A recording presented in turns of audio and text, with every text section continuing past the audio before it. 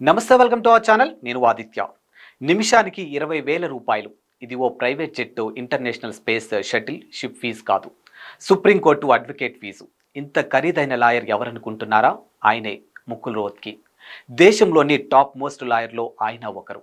సంచలన కేసులు, క్లిష్టమైన టాప్ పొలిటికల్ రాజ్యాంగబద్ధ కేసులున్నాయంటే ముందుగా గుర్తొచ్చే సుప్రీంకోర్టు న్యాయవాదుల్లో ఒకరు ముకుల్ రోహత్గి. ఆయన వాగ్దాటి, న్యాయ నైపుణ్య, రాజ్యాంగంపై ఆయనకున్న పట్టు అలాంటిది. ఎదుటి లాయర్ని తన లాజికల్తో బురిడి కొట్టించడం, కాన్స్టిట్యూషనల్ పాయింట్స్తో తిమ్మిని బొమ్మిని చేయగల నేర్పరి ముకుల్ రోహత్గి అని చెప్తారు. తెలంగాణ మాజీ ముఖ్యమంత్రి కేసీఆర్ తనయ ఆయన గారాల పట్టి కవిత కేసుని వాదించింది ముకుల్ రోహత్గి టీం. 5.5 నెలలుగా తిహార్ జైల్లో ఉన్న ఆమెకు ఇక బెయిలు రాదని భావిస్తున్న తరుణంలో ముకుల్ రోహత్గి సుప్రీంలో తిరుగులేని విజయం సాధించారు. కవితను బెయిల్ మీద బయటకు తీసుకొచ్చారు. ఇండియాలోని టాప్ మోస్ట్ పొలిటికల్ కేసులు అంటే గుర్తొచ్చే పేరు ముకుల్ రోహత్గి.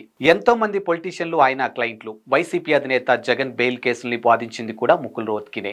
జగన్ సర్కార్ తన కేసులన్నింటిలోనూ ముకుల్ని అడ్వకేట్ గా నియమించుకుంది. ఆయన కోసం వందల కోట్లని దారాదత్తం చేసిందనే ఆరోపణలు, విమర్శలు వచ్చినా లైట్ తీసుకున్నారు. ఆయన కోర్టు హాల్కి వస్తున్నారంటే రాజ్యాంగం, న్యాయదేవత నడిచి వచ్చినట్టు ఉంటుందని గతంలో సుప్రీంకోర్టు మాజీ ప్రధాన న్యాయమూర్తి జస్టిస్ సదాశివం కొన్నాళ్ల కిందటే కితాబిచ్చారు. దేశంలోని పొలిటికల్ సర్కిల్స్లో ముకుల్ రోహత్గికి ఇంతటి బ్రాండ్ నేమ్ ఉండడంతో ఏరి కోరి బీఆర్ఎస్ అధినేత కేసీఆర్ ఏరి కోరి ఎంపిక చేసుకున్నారు. ఇక ముకుల్ ఫ్యామిలీ గత 60 ఏళ్లకు పైగానే న్యాయ వ్యవస్థలో ఉంది. ఆయన తండ్రి, తల్లి, భార్య, బిడ్డలు కూడా న్యాయవాదులుగానే కాకుండా సొలిసిటర్ జనరల్ వంటి కీలక పదవులు కూడా చేశారు. అయితే గంటకు 10 లక్షలు మినిమం ఛార్జ్ వసూలు చేసే రోహత్గి కేసును బట్టి ఫీజు మారిపోతుందని చెప్తారు. ఇక పొలిటికల్ కేసులకి ఒక రేంజ్ ఫీజు, ఉగ్రవాదం, తీవ్రవాదం ఇంప్లికేషన్స్ ఉన్న కేసులైతే మరో రేంజ్ ఫీజు ఛార్జ్ చేస్తారని చెప్తారు. ఇక ఇటీవలే దేశాన్ని షేక్ చేసినటువంటి కర్ణాటక మాజీ సీఎం కుమారస్వామి అన్న కొడుకు ప్రజ్వల్ రేవన్న కేసుకు ఆయన గంటకు 15 లక్షల రూపాయలు ఛార్జ్ చేశారని తెలుస్తుంది. మరికొన్ని కేసుల్ని ఆయన నిమిషానికి తన ఫీజుని ఛార్జ్ చేస్తారని సమాచారం.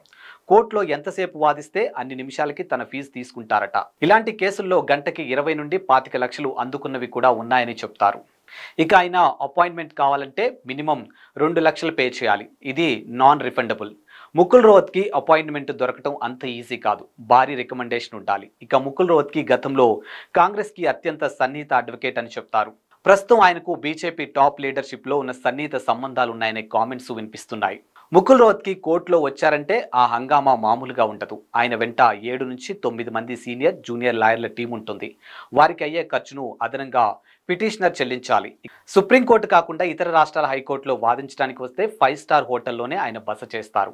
ఆయన టీంకి ఆయనకు అక్కడే రూమ్స్ ఏర్పాటు చేయాలి. ఇక ఆయన ఆరోగ్య సమస్యల రీత్యా ఆయన వెన్నంటి ఒక డాక్టర్ కూడా ఉంటారు. అయితే డాక్టర్ ఫీజును మాత్రం ముకుల్ రోహత్గి తన జేబు నుండి భరిస్తారు. ఈ రకంగా చూస్తే ముకుల్ రోహత్గి బీఆర్ఎస్ టీం కవిత బెయిల్ కోసం ఏకంగా 50 నుండి 60 కోట్లకు పైగానే చెల్లించిందనే చర్చ సాగుతుంది. అంతకంటే ఎక్కువ అయి ఉండవచ్చని కూడా మరికొందరు చెప్తూ ఉన్నారు.